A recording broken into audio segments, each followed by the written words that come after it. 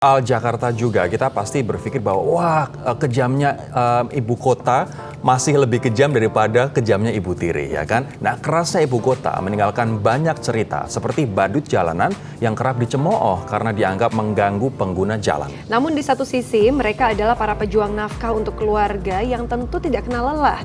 Lalu bagaimana nih dilema untuk pemerintah? Karena harus tegas dan juga melarang mereka atau justru melakukan pembinaan untuk mereka. Dilema tentu saja ya.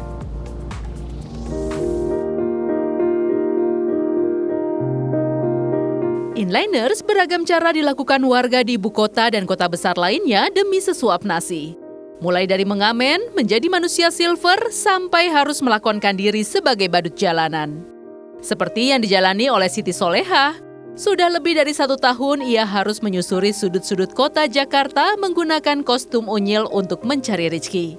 Wanita berusia 47 tahun ini biasanya menghibur pejalan kaki di sekitar kawasan Jakarta Selatan setelah tengah hari hingga malam hari. Karena pagi harinya Siti Soleha telah bermandikan peluh dengan mengumpulkan berbagai plastik bekas.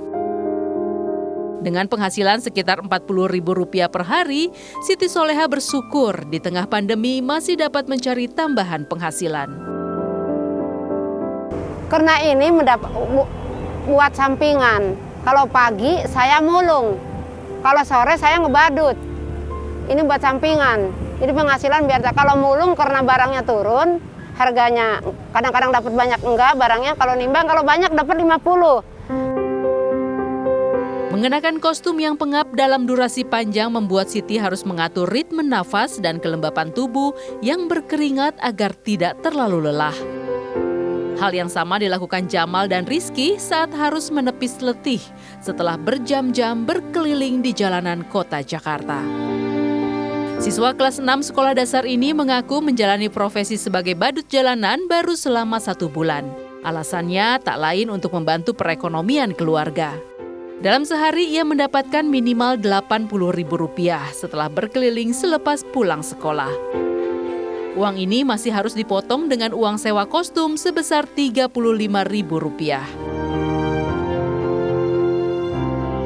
Di tengah pandemi dan semakin menipisnya peluang mendapatkan pekerjaan, menjadi badut jalanan dalam kostum unik tampaknya masih akan menjadi pilihan untuk menambah pemasukan.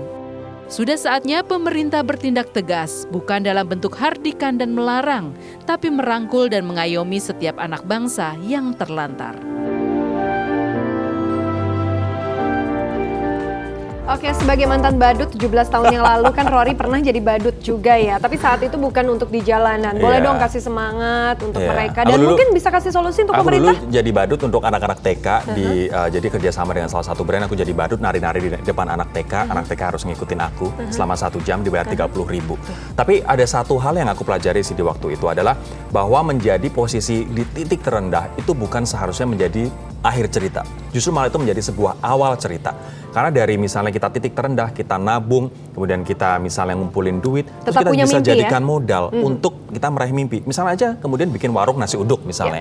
Atau bikin kostum sendiri kemudian disewakan begitu. Jadi saat ini walaupun ada di titik nadir, itu adalah titik awal, kemudian kita harus punya mimpi untuk mengantar kita ke the next level. Betul, tapi mungkin untuk pemerintah juga bisa memberikan wadah ya kepada mereka. Pembinaan, wadah, artinya mereka diberikan kesempatan untuk bisa berkreativitas juga gitu. Betul. Tidak akhirnya terlantar di jalan. Dan diajarin entrepreneurship deh, berwirausaha deh. Benar, itu sangat penting. Oke, terima kasih Rory, mantan badut kita.